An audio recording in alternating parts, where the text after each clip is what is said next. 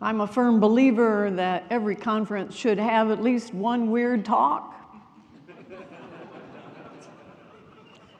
And I also believe that the closing keynote, thank you for being here, the closing keynote should be really unusual and maybe a little provocative so that when you leave, you'll have something to mull over. Now, you've been sitting here for 2 days, haven't you? Most of you been sitting here? Sitting for 2 days. So I'm going to add my voice to yours to say, if you want to stand up and walk around, not only will you feel better, but it'll give me something to look at, because right now I can't see a thing because I have this light in my eyes. And so I appreciate that you're being here, not only because it's the closing keynote, but because this is the first time I have given this particular talk. And those of you, especially who are in the front row, can see that I'm incredibly old. And so I'm real nervous when I have to do new things. So just in case you're wondering, I know the question in your mind is, oh my God, how old is she? So I just had one of those significant birthdays, and now I'm, I guess, happy to say I am 75.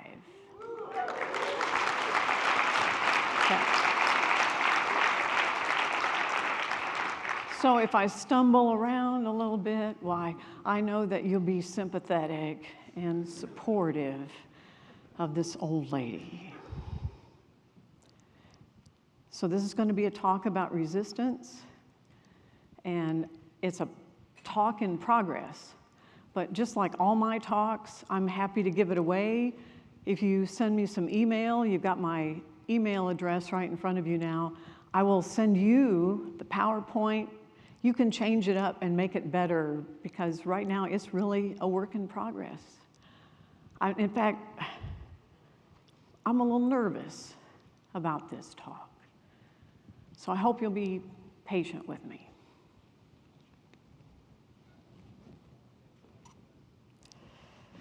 My name is Linda Rising. I live in the United States, and I did not vote for Donald Trump.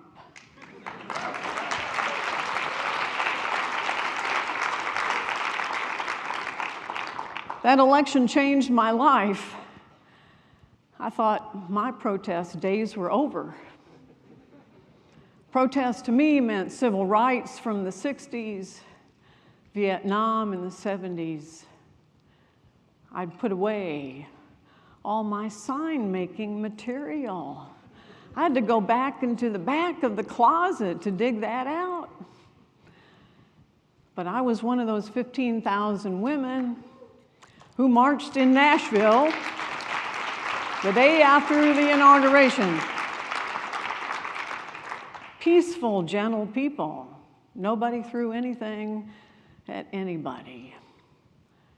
And I felt better hanging around at least a few other people who felt the same way I did, very upset, disturbed. And so that was my first protest. I've done several others since. I've signed countless petitions, written countless emails, written countless real, letters to my public officials. But I've also noticed that I started to do something else. I live in Tennessee, which is a red state. It's a red state with a couple of little tiny blue dots in it. One of them is Nashville. And I say that I'm from Nashville, but I don't really live in Nashville. I live 18 miles east of Nashville. So I live in a sea of red. And I started looking at my friends and neighbors. I started wondering, Could you be a Trump supporter? And something happens to you when you start doing that. You go to the grocery store and you look at the checkout clerk and you wonder, could she be a Trump supporter? It really messes with your mind. And after a while, I woke up one day and I said, I have to stop this. I cannot spend my time wondering about whether all my friends and neighbors, who are really still the same people they were before the election, whether they're somehow different now after the election. I feel like I'm losing my mind. I feel like I'm maybe one of those characters in one of my favorite Twilight Zones. If you haven't seen this one, The Monsters Are Due on Maple Street. You can find it on YouTube and enjoy watching it. No, not now, not now. Okay. Oh, too late. When you enjoy watching that, you'll know how I felt. The people on Maple Street began to turn against one another. Their friends and neighbors, all of a sudden, for a lot of strange reasons, began to attack each other. I didn't want to do that. So for therapy, really, I started writing this talk. It's a work in progress. I'm not happy with it, but it helped me get through some bad times so that I wouldn't become one of those Maple Street citizens ready to kill my friends and neighbors. Well, you know, this is a problem we face not only in the US, but around the world. We're coming apart at the seams just because we think something is wrong with our friends and neighbors. And you know, this is something we've had in software development. The developers don't talk to the testers, and neither one of them talk to the business people, and they don't talk to the customers. So it's not like this is anything to do with politics. So I hope that maybe I can provide some therapy for you, and maybe when I get to the end of the talk, I will feel better. I hope so. So here's the problem. This is what we do now. Let me assume my fencing pose. When we disagree with somebody, it's like this, isn't it? We think we're having a conversation about some contentious issue, but we are not. We are not having a dialogue. We are not conversing. We're doing this. And while our opponent is talking, we are not listening. We find some key word, and then we go through that little file box that is our conscious mind, and we pull out an appropriate card, and we say, ha! Take that. And the goal, of course, of all of this is to, at some point, be able to say, ha! Gotcha. And to stand with our foot on his neck. Yes. Okay, come on. Haven't you done that? Have you done that? Come on. Haven't you done that? Sure. Okay. And when you did it, did you reach down? Did you help your opponent up? And did you find that he said, "Oh, thank you for making me feel so stupid. I so appreciate sharing your insight." Did you see that? Is that what happened? Well, what we should realize by now, but we don't seem to, because this is what we do all the time, is that rational argument, giving reasons, fighting back and forth, doesn't convince anybody. Nobody really listens. Nobody pays any attention to logic. Well, wait a minute, let's take another survey here. How many smart people in the room? 25. Okay, thank you. 25. So you 25 people, the smart people in the room, you believe, don't you, in logic, in rational argument. That's how you influence other people, by making a nice, rational argument. In fact, that's so solid in us that even at the level of countries who need to come together to negotiate, they are willing to do so because they think, if I just explain it to my opponent, well, then clearly, they are also smart people, clearly they will understand my position, and that will solve the problem. And each side believes that. And they think that's what negotiation is all about. A logical explanation, reasons. We think that will solve everything. And then, of course, when it doesn't, our conclusion is, well, there must be something wrong with those people. If you've ever had a discussion with somebody who doesn't agree with you politically, or even who doesn't like your choice of programming language, and if you're unable to convince them by rational argument, usually your conclusion is, there must be something wrong with them. They didn't understand my clear, my logical argument. So fortunately, there is help available. How many of you have read Thinking Fast and Slow? Okay, hire these people. Daniel Kahneman and his colleague, Amos Tversky, could have won a Nobel Prize. Amos didn't live to receive it, so Daniel took it. And the Nobel Prize was for creating something called behavioral economics.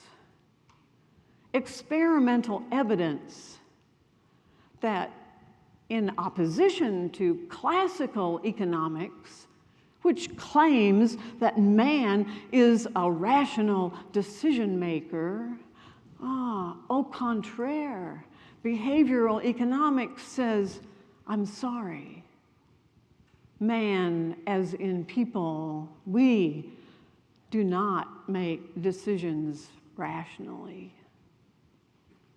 Lots of data, lots of empirical evidence. So please read the book if you have not.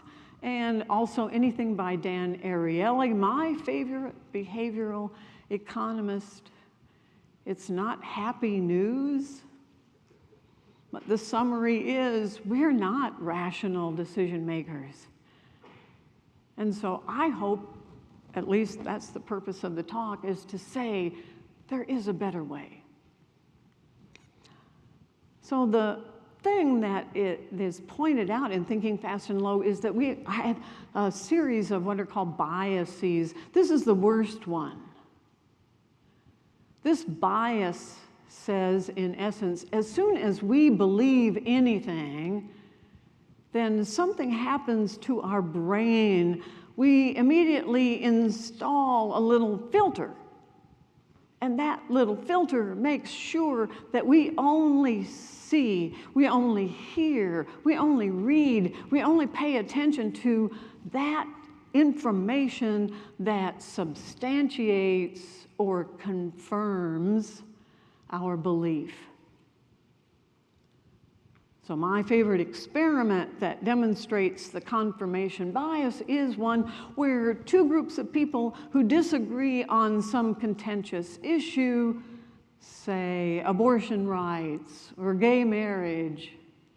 We've got a lot of contentious issues right now. Both groups were given the same paper, and the paper contained evidence. The paper contained data. The paper contained science. The paper contained logical argument. Both groups read that same paper, and the conclusion that both groups came to, that they both reached, was this paper supports my point of view. How is that possible? If they disagree, how could they read the same paper and conclude that the paper supports their point of view? Now, that experiment has been repeated a number of times with varying kinds of contentious issues, but the result is always the same. It speaks to the power of the filter. Once that filter is in place, you don't see evidence to the contrary. Or if you allow yourself to see it, you dismiss it. I don't want to hear it. And so, I don't hear it. I don't see it. I'm able to filter it out. That seems bad enough. Then what we'll do is we'll make up a story. Oh, well, I saw that data, but you know, that sample size, it wasn't big enough to really prove anything. Oh yeah, I did notice they reference that study, but you know, that university, they never do anything that's worthwhile. We'll make up a story. We'll explain it. We will say, in a very convincing way, why we chose to ignore the data we did and why we accepted the data we did. It's our little narrative. It's our vision of what reality is all about. And everybody does that. It's what gets us through the day, actually. And then we build on that with something called the backfire effect, because when we have to go through all that work of exercising that filter, we become even more convinced that our position is right. So being exposed to any kind of evidence that our point of view is wrong will not only not convince us that we might be wrong, it will instead lead us to be more firmly entrenched. Oh my God. So have I given you enough so that maybe you'll put aside the logical argument? What do you? No, I haven't, because you've discounted everything that I've said that you didn't like, and so therefore you're thinking she doesn't know what she's talking about. Oh my God, the woman is 75 years old. It's a wonder she can even read. So why should I listen to her? So anything you don't like that I say, do you see what's going on here? I think it's pretty scary, but also interesting. Because we are really uncomfortable when we see two conflicting ideas. We just can't do that. There's something in us that says, wait a minute, I can only hold on to one view of reality. I can't just say, on the one hand, this could be good. On the other hand, no, I can't do that. Well, these are things we're stuck with.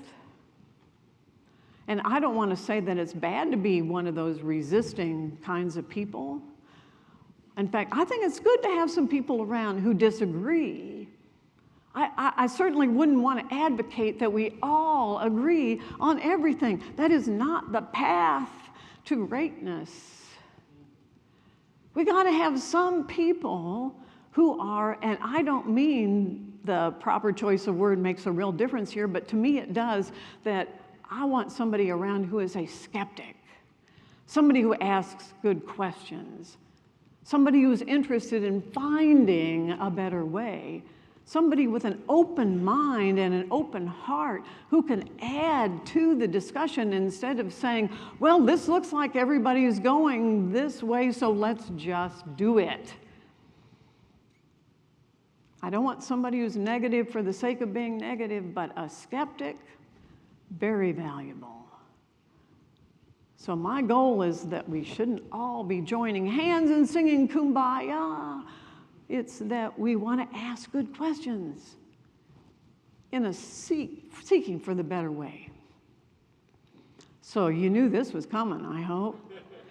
It took 10 years of my life to write Fearless Change with my good friend Mary Lynn Manns, and in it I discovered something about patterns, obviously, but somebody suggested that the reason why the patterns work so well is that there's evidence.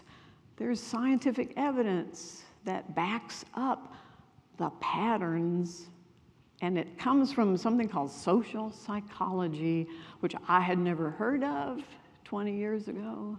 The study of groups, how groups make decisions, how groups do anything.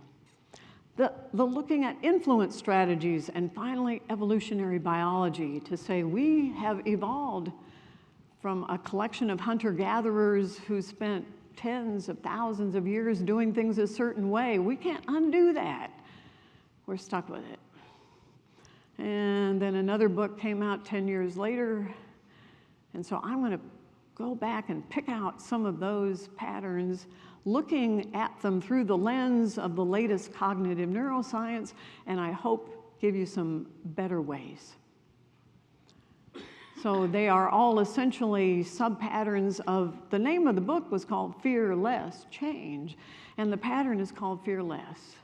Because when we find somebody we disagree with, the reason our natural inclination is to go into conflict mode or battle position is because we are afraid. We're afraid of listening to or being attacked by someone who doesn't agree with our ideas. I also hearken back to Stephen Covey's book, who said, listen.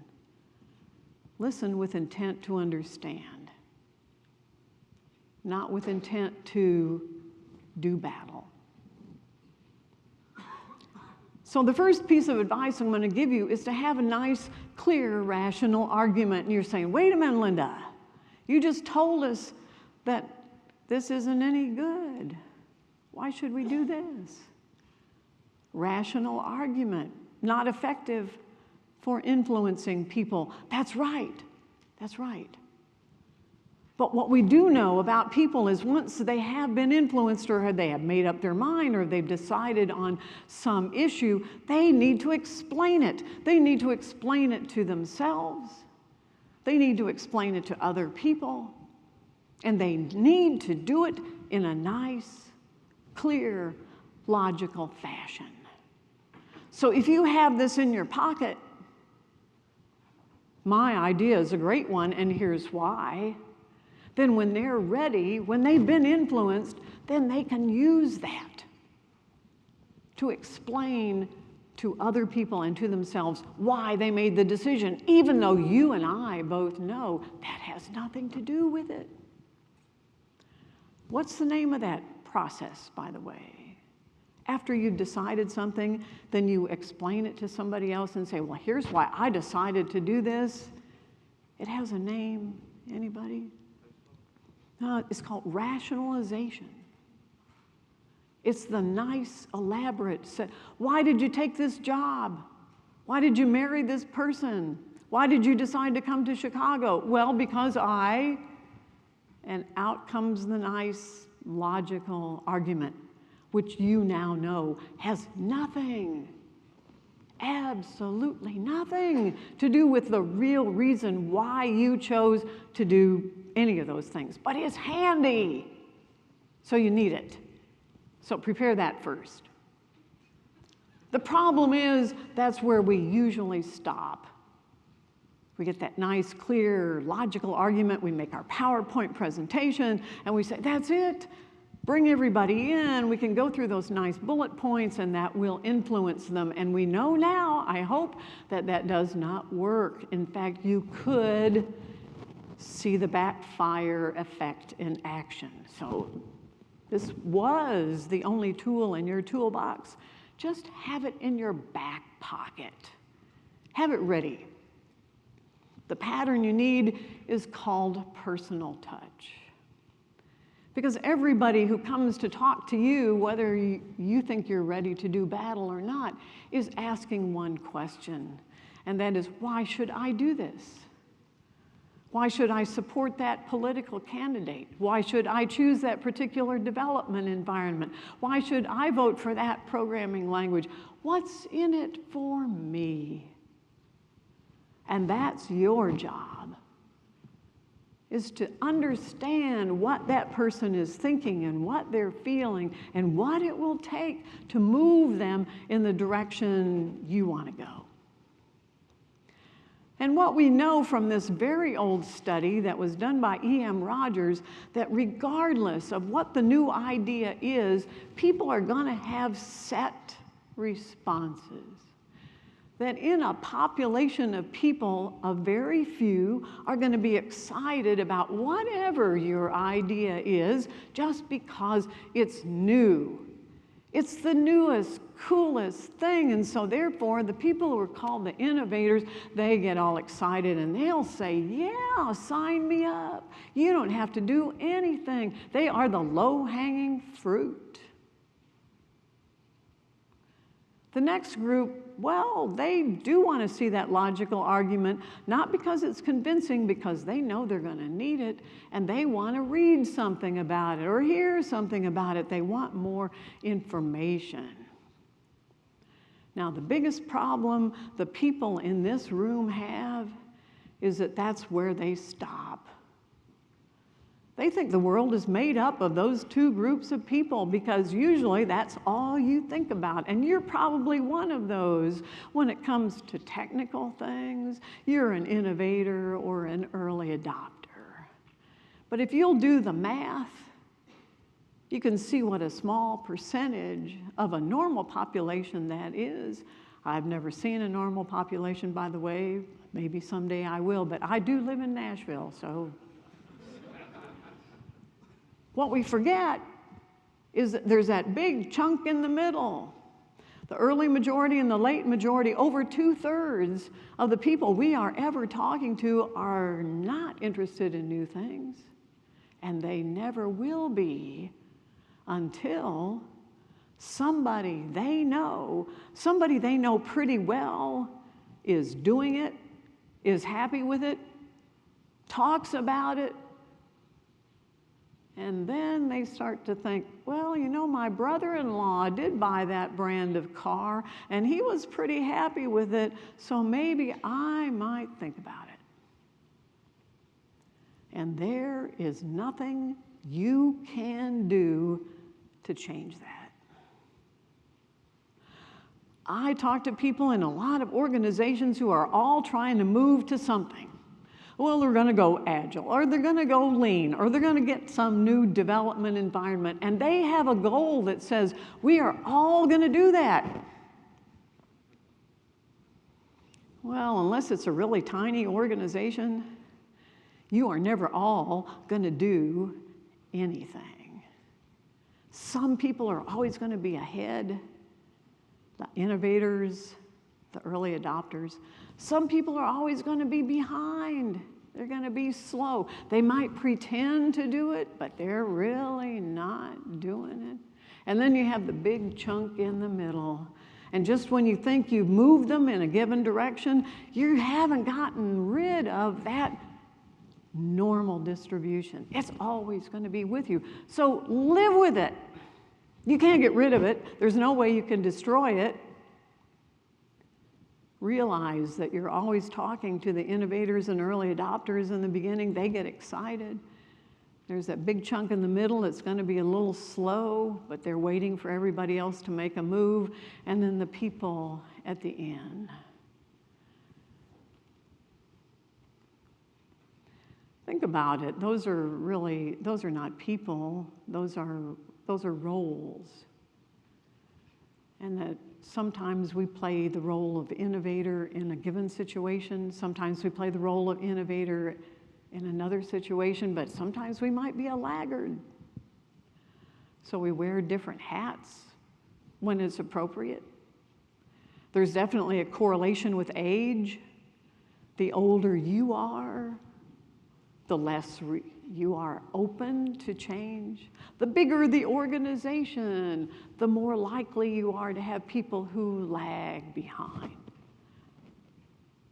And I guess if we ask the question, why would we be hardwired to have this behavior? The answer has to be something like, it must have been good for our survival not to have everybody get all excited about some new idea. It must have been good for our survival to have most people say, wait a minute, I'm not sure we should head off in that direction. We don't really know what's over there. Let's be a little cautious about that. Of course, we want some people who are innovative and adventuresome, but if we all did that, I think the evolutionary message is pretty clear that if we all got excited, if we were all innovators, if we all said, let's go that way, then maybe we wouldn't be here today. That was the decision our ancestors made, to say, hold it. Most of us were a little on the conservative side.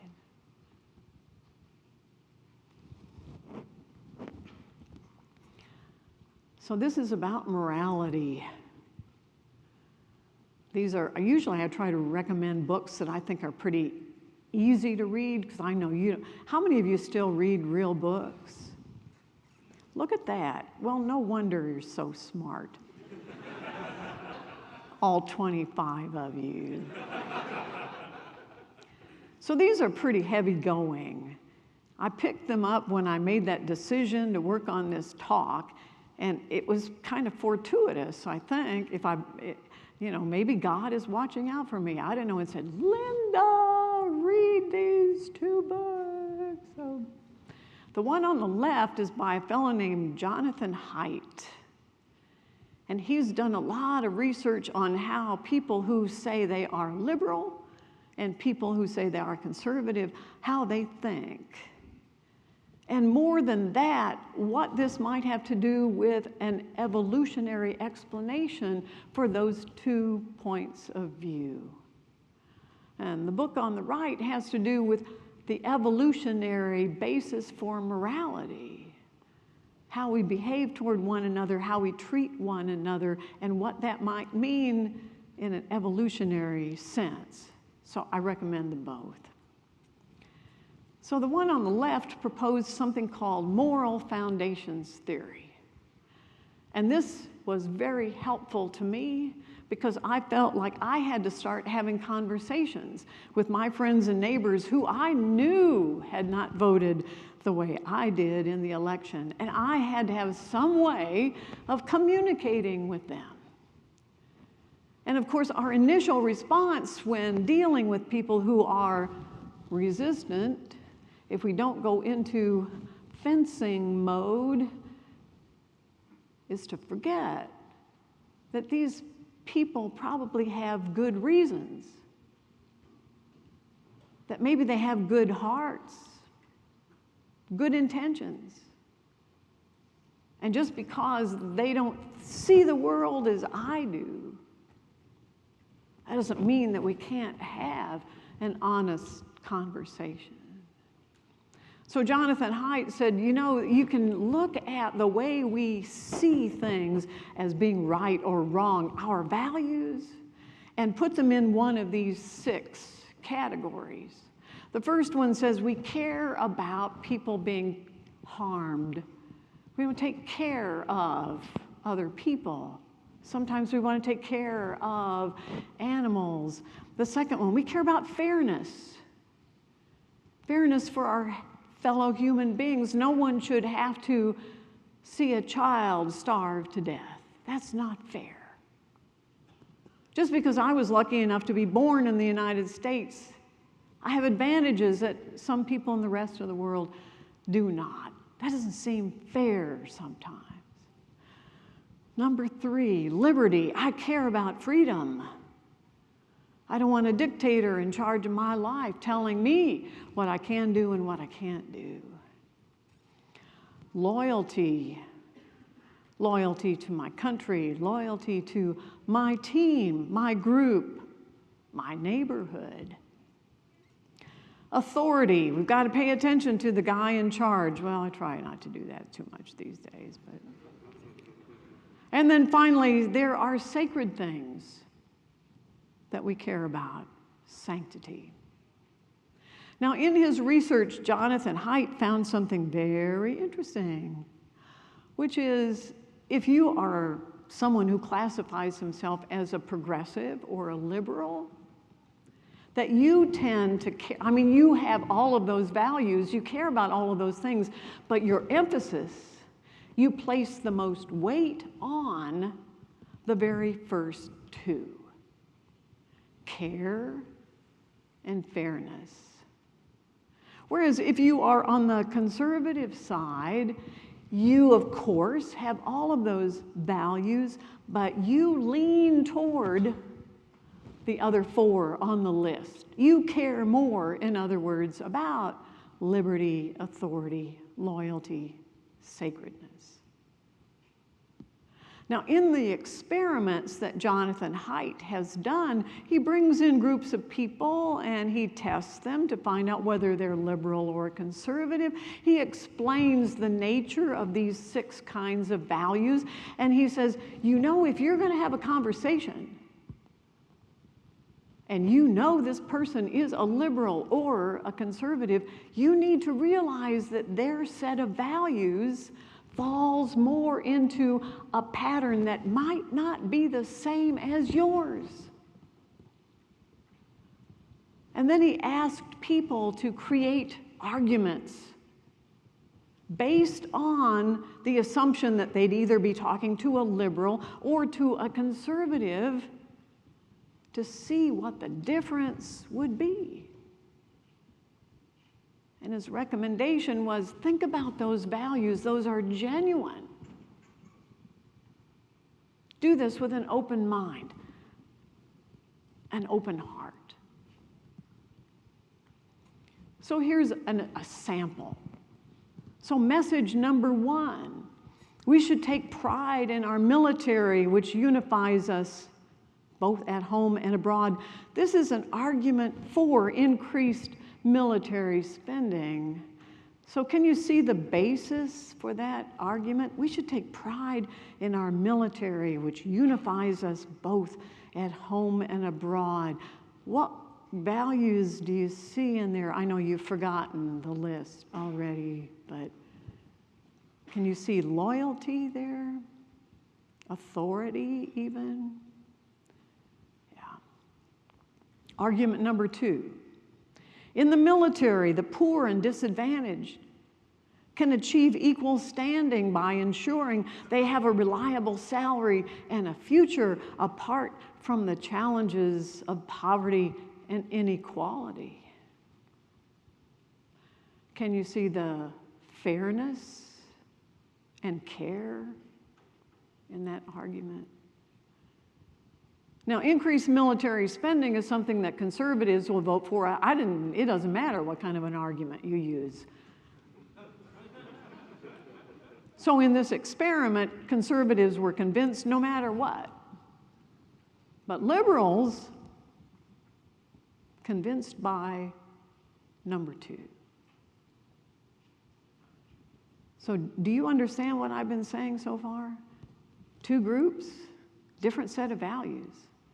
If you're going to have some influence over them, then you need to think about those values when you talk to the 2 groups. So here's the discouraging result of the experiment. They asked people to realize, all right, I'm a liberal, here are the values I care about. I'm a conservative, here are the values I care about. And they said, now create an argument for something you care about, but don't use your values.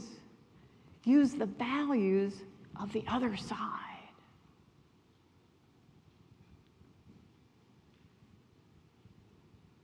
And they couldn't do it. Even when they were going to be paid for it. They couldn't do it.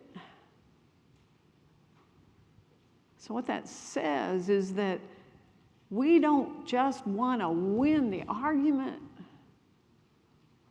We want that person to see the world the same way we do. We want that other person who disagrees with us to have the same vision of reality that we do. It's not enough just to win them over on military spending or whatever the issue on the table is I want you to think the way I think. And even when I know that you have a different set of values, even when I know that I have a different view of reality than you, I can't use your values in the discussion.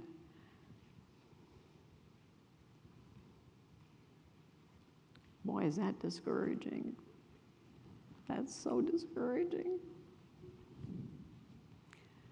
We don't like it. We find it awkward. So I've tried a couple of experiments, little workshops when I asked people to classify themselves, and I taught them about the values, and I said, try to use the other set. And I did run into the same thing. It's difficult. And in fact, if you sit on one side or the other and you read those two arguments for increased military spending, probably one of those you resonated with and the other you did not. We all have that. It doesn't fit. It doesn't match our story.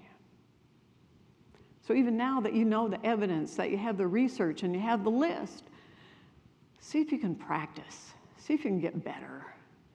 Because I think this is really what Stephen Covey meant. If he'd had hold of this research, he would have said, yes, that's what I'm talking about.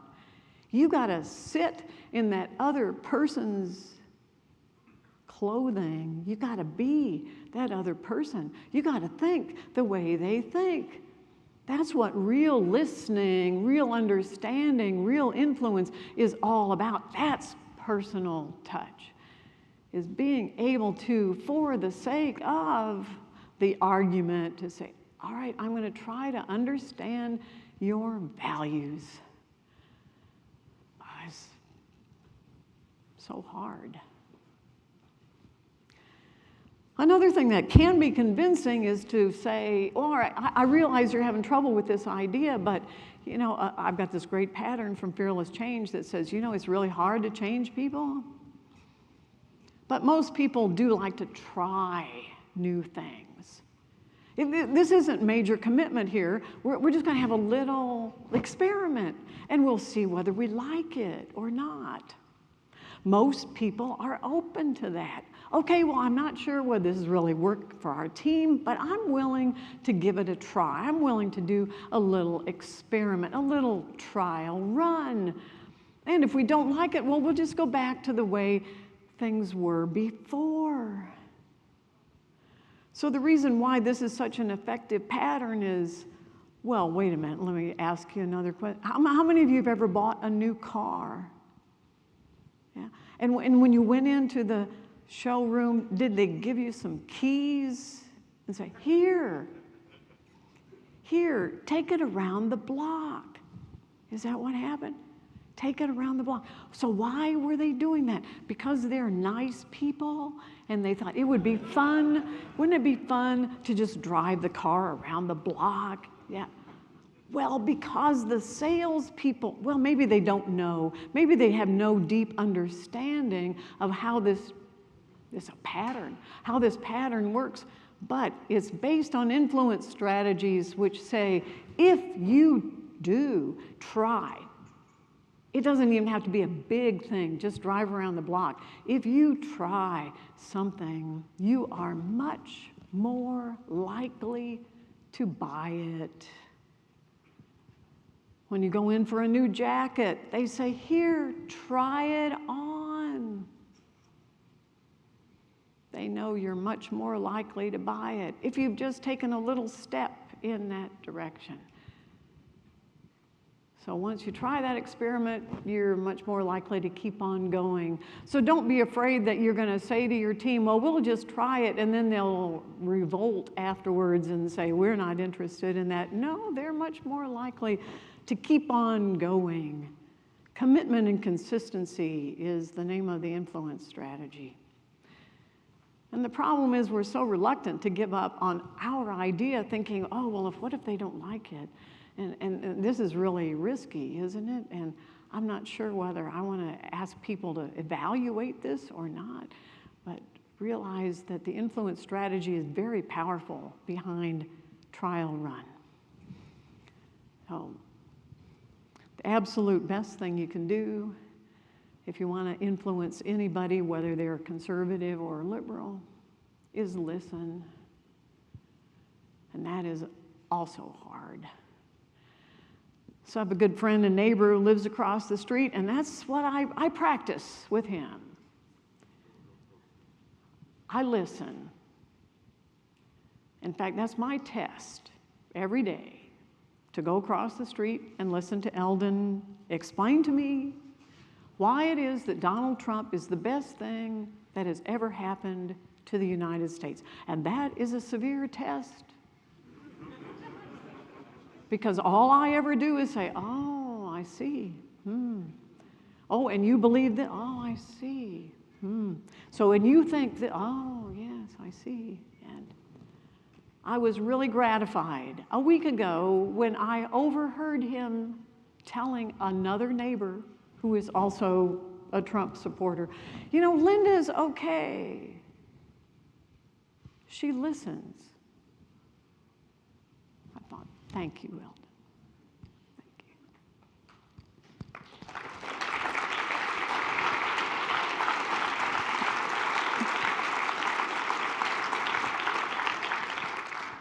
I have also tried this on Eldon, but it doesn't work. I stole it from Steve Jobs. What we know in English is if you want to influence somebody or you want to convince them of your idea, or we say, I want to move you. I want to move you. We also say, I would like it if we both had the same point of view. And so this has to do with standing and walking. Steve Jobs would come into somebody's office and he would say, hey, let's go for a walk.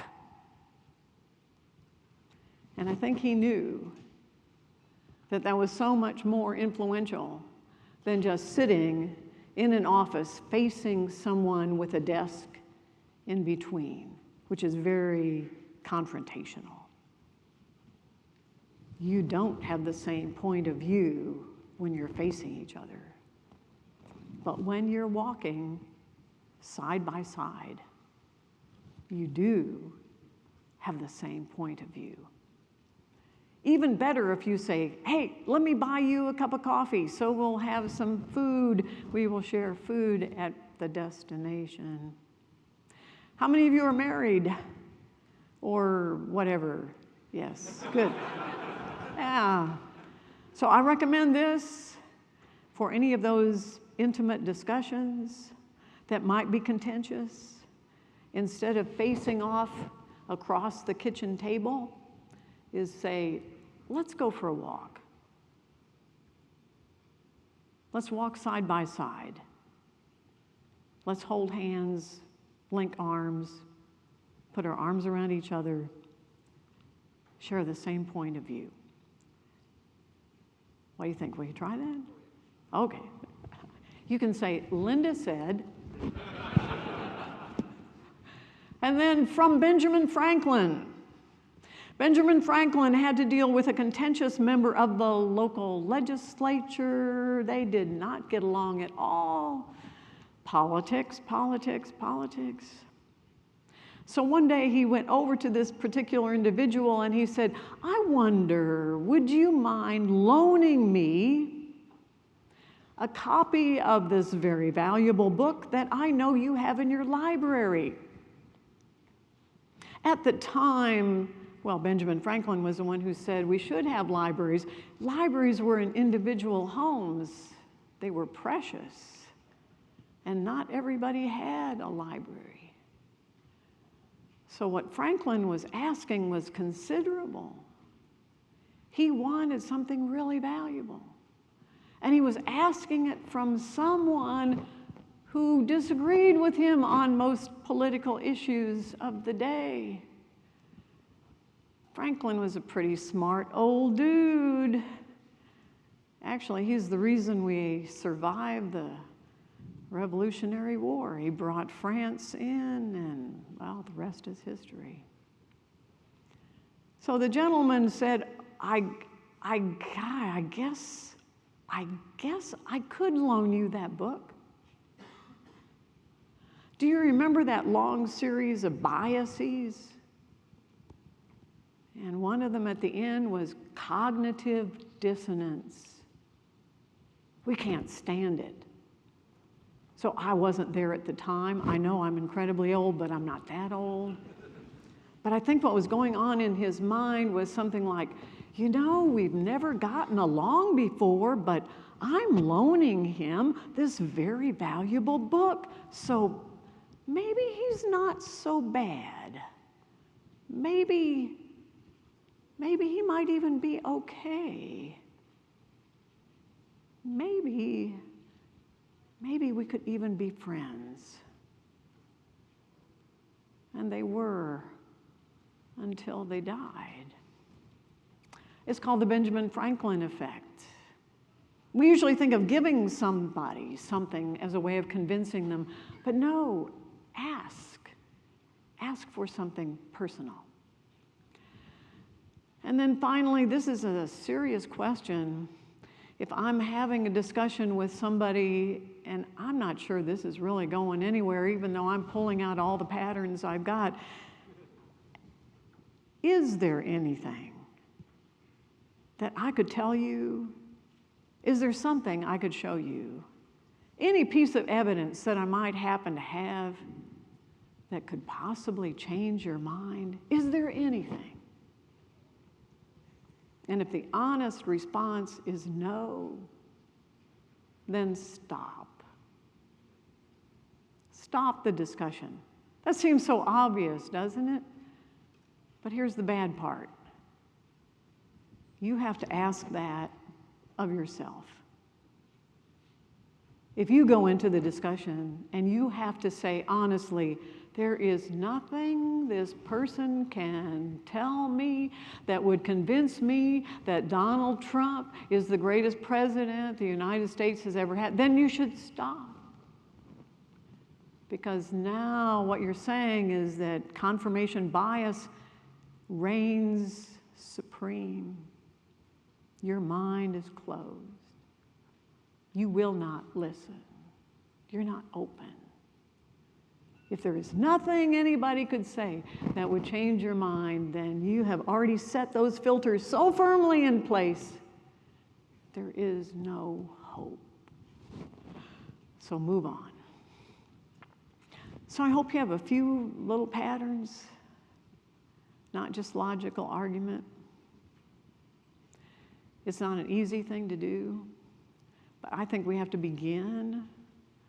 And I think we can't just discard 50% of the people in this country because they voted differently. I don't think that path will lead us where we want to go. You can try lots of experiments with these. Some of them will work better for you than others.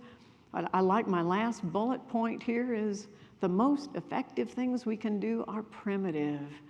They have to do with human touch, being open, sharing food. So I hope it hasn't been too weird. And I know you're really tired and you're ready to go home, and I appreciate it. Thank you so much.